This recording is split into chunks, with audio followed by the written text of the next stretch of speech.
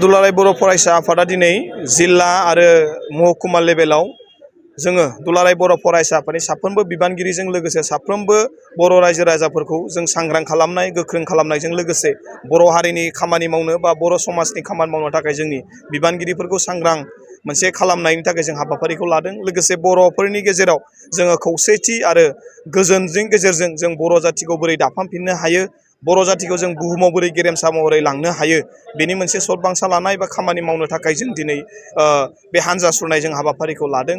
लोगोसे बड'फा उपेन्द्रनाथ ब्रह्मनि जि बर' हारिखौ गेरेमसा माहारि दानाय जि मोनसे थांखिमोन आरो बेखौ मोगथां महर खालामनो थाखाय बिथांनि जि आइडिय'लजि, बिथांनि सान्थौ सानस्रिखौ जोङो मान होनानै बेखौ जों अरायबो साफ्रोमबो बर' सुबुंफोरनो बा बर' साफ्रोमबो माहारियारि बर' साफ्रोमबो सुबुंफोरनो जों होनो थाखाय दिनै बे हाबाफारिखौ लादों।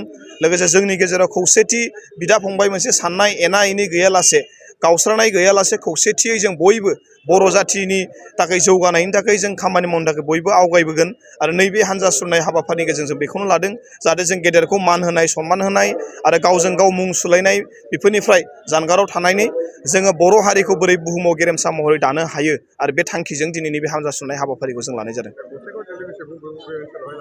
बेयो गसाइगावजों लोगोसे बे गसाइगाव साब डिभिजनाव जादों। लोगोसे क'क्राझार जिल्ला हिसाबै क'क्राझाराव आरो परबतजरा, बिदिनो क'क्राझारनिफ्राय लानानै धेमाजि जिल्लासिम, ओरै सराइदेवनिफ्राय लानानै गवालपारा जिल्लासिम जोंनि बेसेबांखिनि जिल्ला आफादफोर दङ बेयाव बे हाबाफारिया जोंहा जादों।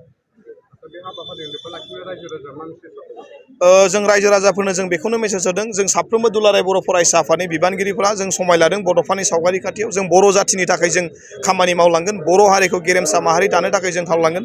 बर' हारिनि जिखिनि जेंना जेंगोना, बर' हारिनि जिखिनि अलखद जाया मानो, जों दुलाराय बर' फरायसाफ्रा जेब्लाबो गसंगोन आरो बर' जातिनि थाखाय एक इन्सिबो गाज्रि जानाय, आसुगुरखौ गासैबो जेंना जानाय जों मालाबाबो दुलाराय बर' फरायसा आफादा खामानि मावनाय नङा। जों बेखौ दिनै बे हान्जा सुरनायनि गेजेरजों जों बुंदों। बेखायनो साफ्रोमबो रायजो राजाफोरखौ जोङो बुंदों, जों दुलाराय बर' फरायसाफ्रा जेब्लाबो दं, रायजो राजाफ्रा सिन्था खालामनांगौ एबा जिंगासिनांगौ गैया।